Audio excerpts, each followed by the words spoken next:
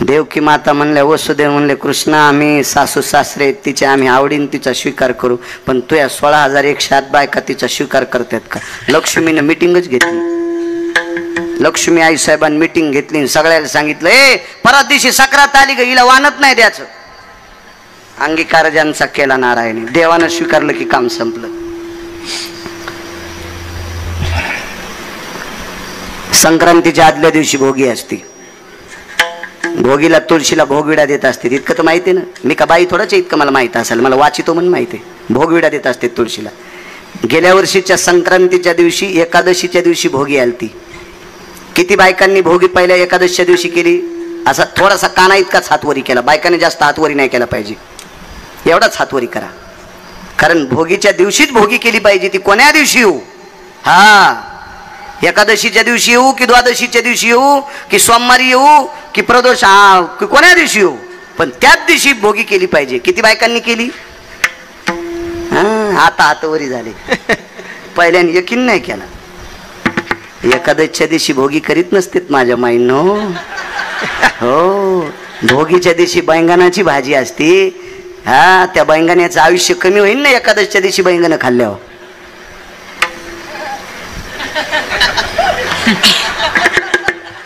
तुला कळून काय फायदा आहे वागा? इकडं कळायला पाहिजे. तू वाजव पकवाद अजून 5-6 वर्ष थांब जरासा का असाच. तू नको उभं राहू बाहुल्या. आम्हाला माहिती आहे किती सगळं अंग तुटलंय. तर चल दे, असं झेलय सोपं आहे वाजीनं. नागिनीचं पान इतकं पवित्र आहे.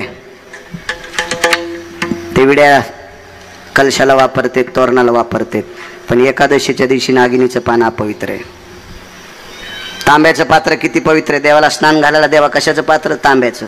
गाईचं गोमूत्र किती पवित्र आहे, पण गाईचं गोमूत्र आणि तांब्याचं पात्र एकत्रित आलं की अशुद्ध. विड्याचं पान इतकं पवित्र आहे, त्या विड्याच्या पानावर तांदूळ ठेवायचे आणि त्याच्यावर सुपारी मांडायची. गणानंत्वांगणपदे गवामहंगव प्रियः स्थितो नवलंबोधर भयजावेतेषु शिवाय स्थितगिरिजातनया भवस्थितानां विघ्नहरं प्रशस्यते ते सर्वदेवाय यः सर्वां पूर्णोऽग्रस्थितस्थानायो. त्या पानावर तांदूळ टेकले, सुपारी टेकली की गणपती बाप्पाचा आरूढ. इतकं पान पवित्र.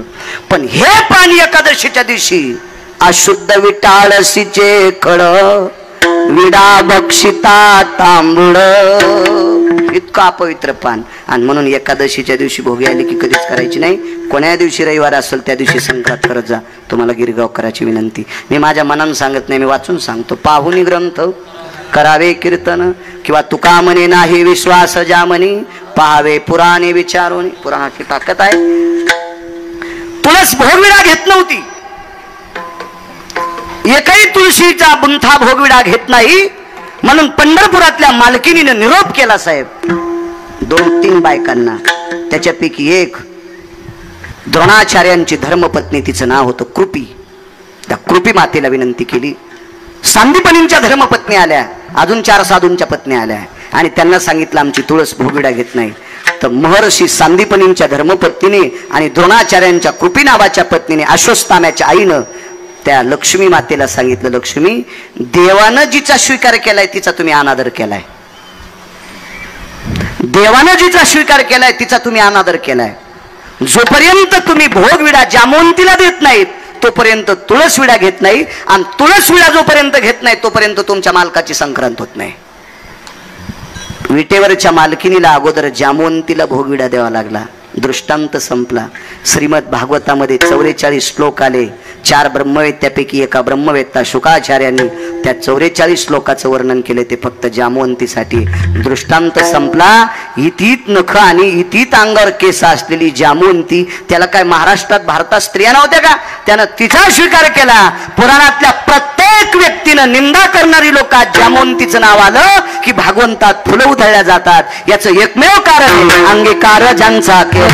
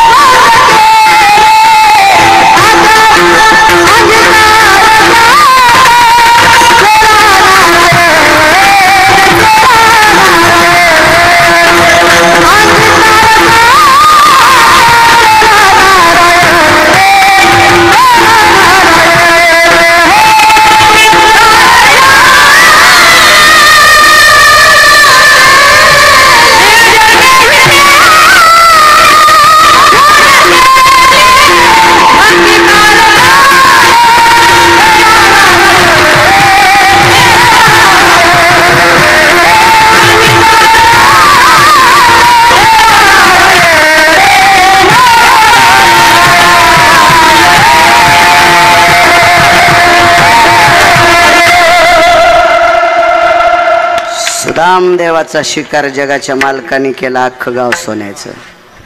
जामवंतीचा शिकार जगाच्या मालकाने केला, विटेवरच्या मालकिनीच्या बरोबरीची पात्रता. 14 मिनिटं शिल्लक आहेत, तेवढ्या वेळात सांगतो पूर्णविराम. बैल किती महागाईची घेतली पाहिजे, पण आपला बांध आला की आखडे पाहिजे. आपल्या आपल्या रानात आऊत हाणायचं, शेजाऱ्याच्या रानात कशाला हाणायचं. अंगीकार. देवाच्या दर्शनाकरता एक वारकरी गेले.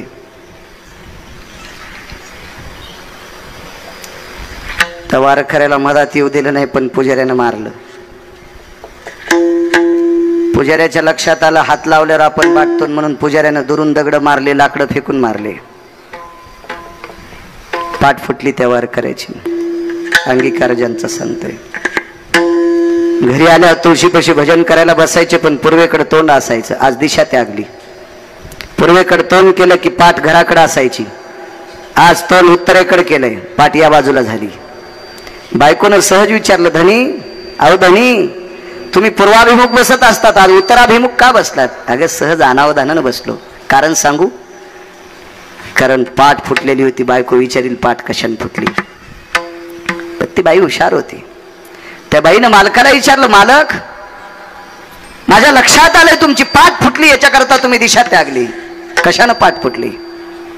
तर मालकाने पत्नीला सांगितलं, प्रिय चंद्रभागे स्नान करता करता शेवाळावून पाय घसरला आणि खडकावर पाठ आपटली आणि खडकानं माझी पाठ फुटली.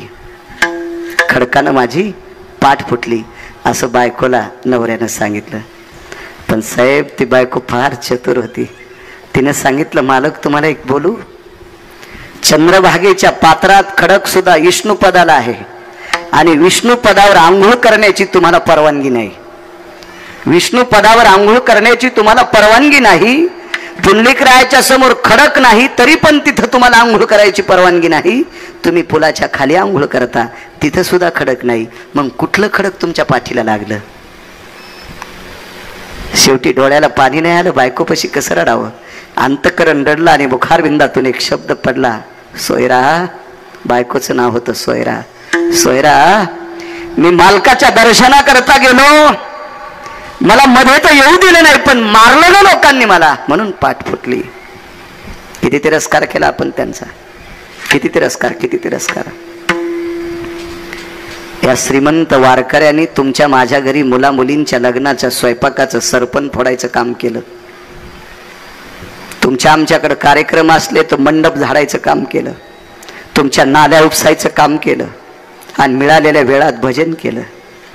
पण आपल्या घरी सरपण फोड्या आपण काय दिलं. 2-4 दिवसाचं शिळं ताक, वाळल्याली एखादी भाकरी द्यायची. ती भाकरी ताकात भिजवायची आणि विटेवरच्या मालकाचं नाव घेऊन त्या भाकरीचं आणि ताकाचं द्रावण पिऊन टाकायचं. इतकी परिस्थिती नाजूक. त्या पुरुषाचा अधिकार किती. तुम्ही आम्ही एवढी चेष्टा केली, एवढी चेष्टा केली, एवढा त्रास दिला की त्या त्रासाला सीमा नाही. एके दिवशी पत्नीनं आपलं मनोगत व्यक्त केलं, स्वामी, मालक, धनी, काल परवा गिरगावकर महाराज कीर्तन करायला लागले तर त्यांच्या पायाला जर 6 हजारे लोक त्यांना सोप्याची खुर्ची टाकतात.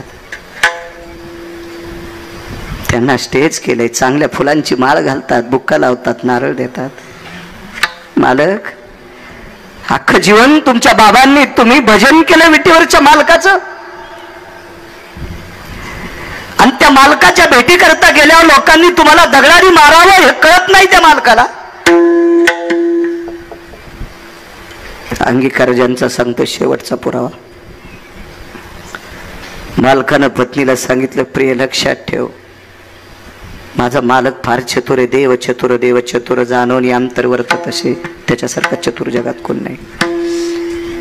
हल्लीच्या सगळ्या महाराजांना माणसं बुक्का लावत असतील, पण भजन झाल्यावर मला बुक्का लावण्यासाठी माझा विटेवरचा मालक येतोय. मी इतका मोठा आहे. माझ्या चोखोबरायला बुक्का लावण्यासाठी विटेवरचे मालक येत होते. विठोबा रुक्माईचं भजन झालं की बुक्का लावायला विटेवरचा मालक येत होता. पण बायकांची आवड, त्या महाराष्ट्राच्या मातीतली ती माऊली होती. त्या बाईनं आपल्या मालकाला सांगितलं, मालक, विटेवरचा मालक भजन झाल्यावर तुम्हाला बुक्का लावतं, फक्त तुम्हाला आधी त्यालाच माहिती आहे. मी तुमची पत्नी म्हणून मला माहिती आहे. आपला कर्ममेळा नावाचा मुलगा, त्याला माहिती आहे. इतर लोकांना माहिती आहे का तुम्हाला पंढरपुरातला मालक बुक्का लावतो म्हणून?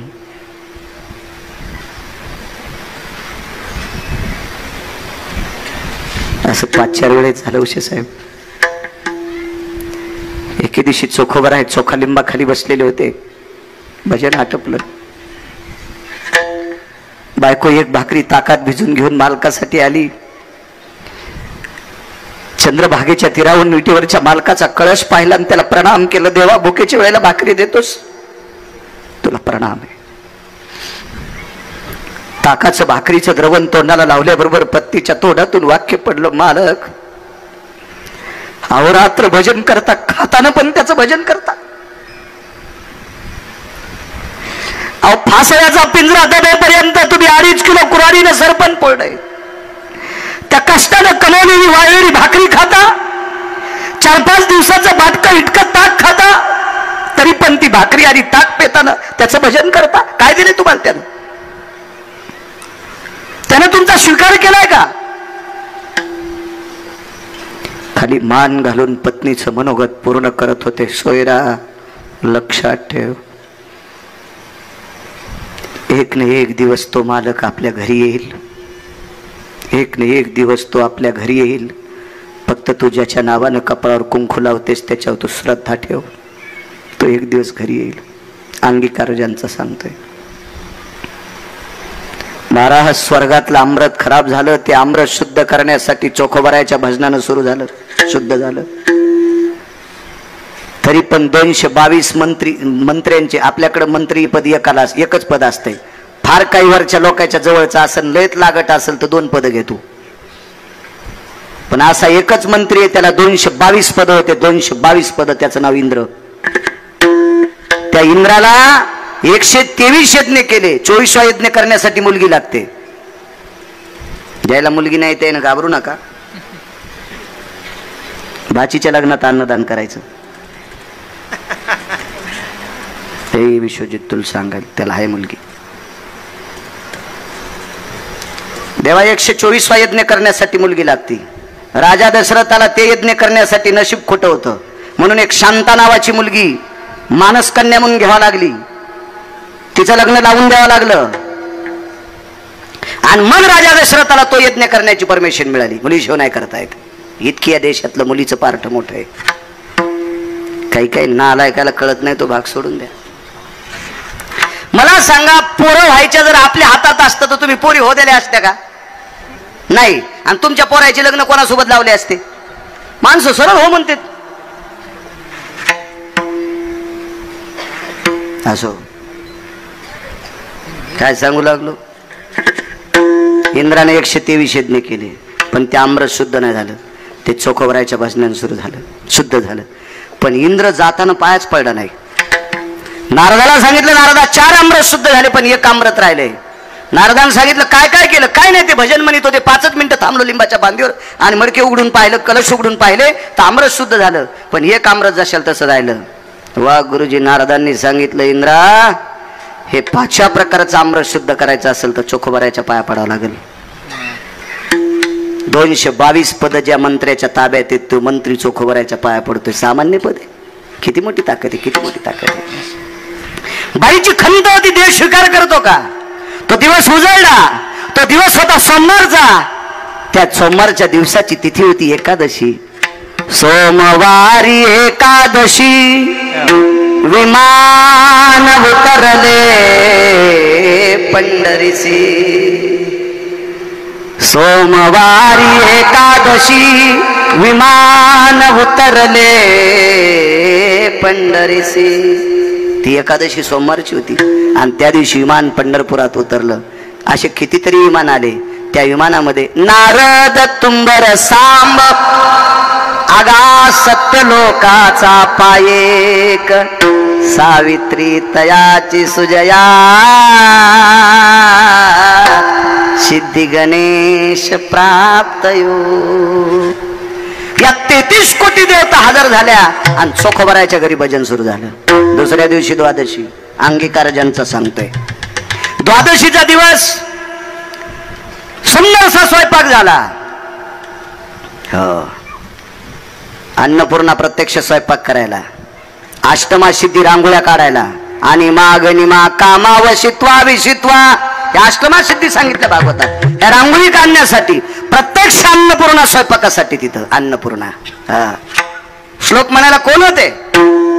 तुमरा नदी भय स्थितो जद जदो जद्मिरे सर्वानां स्थितभयो अन्नपूर्णास्तते वच पूर्णमित्याभयायां जठरानलो तृप्तावस पूर्णपूर्णातिथिमिच्छते यतं भवान्नपूर्णेनां शुभानिवारणहितार्थायां तथैव च नमः पार्वते पते हर हर हर हर हर महादेव. असे श्लोक. आता तो काही श्लोक. राम लक्ष्मण हे दोघे बंधू जेवायला बसले दही भात लिंबू. जेवता जेवता अपमान झाला ताटात उंदीर. हाणायलाच पाहिजे जेवता जेवता निबर काठीनं. एक व्याख्या कळते का तुम्हाला? जेवायला बसले दही भात लिंबू. माझं जाऊ द्या कुठे, इथं डॉक्टर आहेत ना. दही ना आपलं लिंबू दही एकत्र खात असतात का? दही आमलंच आहे का नाही? आणि दही लिंबू कसं खातील? जेवायला बसले दही भात लिंबू. काय गांजा वडता वडता लिहिलं का काय सुंबळ्यानं काय माहिती. राम लक्ष्मण हे दोघे बंधू जेवायला बसले दही भात लिंबू. जेवता जेवता अपमान झाला. बरं ठीक आहे, जाऊ द्या, म्हणू द्या. राम कोणाचा अवतार? विष्णूचा. आणि लक्ष्मण शेषाचा. शेष म्हणजे कोण? हा. आणि सर्पाच्या पुढे उंदीर येत असतो का? आकलीत भुसा भरलाय का म्हणणाऱ्याच्या? बरं जाऊ द्या म्हणणाऱ्या. तुम्हाला एक सांगू का? परमार्थामध्ये विशुद्धपणा आणलेला परमार्थ करणारा, त्याचा स्वीकार करणारी तुम्ही तुम्ही तुम्ही बदमाश आहात. माफी मागून हा शब्द टाकतो तुमच्यावर. या बा, मद्यपान करणारा भजन्या, मद्यपान करणारा पक्वद्या, मद्यपान करणारा कीर्तनकार, मद्यपान करणारा रामायणकार, मद्यपान करणारा भागवतकार, नालायक माणसाचा स्वीकार करणारी माणसार्धी नालायक असते. दोघाशी पतन सारिकेशी केले पाप जेने दिले अनुमोदन. दोघाशी पतन सारिके. किती जरी गुणवान असन पण हलकटाला बोकांडीवर घ्यायचं नाही. हे पाप तुमच्या डोक्यावर बसते. तुम्ही पापी आहात. हा, स्वीकारायचं नाही. तुम्ही स्वीकारायचं नाही. काय सांगू लागलो? कीर्तन मग का तमाशा आहे का नाना? जेवण. हा, चोखोबरायचं घरी. चोखोबरायचं. लक्ष्मणजी जर सर्प असतील तर उंदीर कसा येईल? आहे का नाही? चुकीची गोष्ट. काही मंगला काही विश्लोक. लाल दोऱ्याचं काढेन पाणी तुला टांगीन भेंडकुळी वाणी. हे असे श्लोक असते. असे श्लोक असते. पंक्तीत काही श्लोक म्हणत असतात का? टाइम झाला का माझा? 11 वाजून 2 मिनिटं. जाऊ द्या, 2-3 मिनिटं घेतो. माफ करा, होते बोलण्याच्या ओघात. कधी पुढाऱ्याचे महाराजाचे मिनिटं मोठाले असतात. मला शिजल्यावर जाळ घालायचा नाद नाही. हो, एका बाईच्या नवऱ्याला 1,500 पगार. म्हणलं गॅस बंद कर ना, वरण शिजलंय. 1,500 पगार आहे, मी काऊन बंद करीन? गेलं वरण जळून. 11च्या पुढे कशाला तुंतून वाजवायचं? आपलं आहे का नाही? आपलं बंद करा मुकट्याला. आपलं धोतर शांत बसलं पाहिजे. असो, काही नाही श्लोक. कोण श्लोक म्हणायला? अधिकारी लोक होते देवा श्लोक म्हणायला.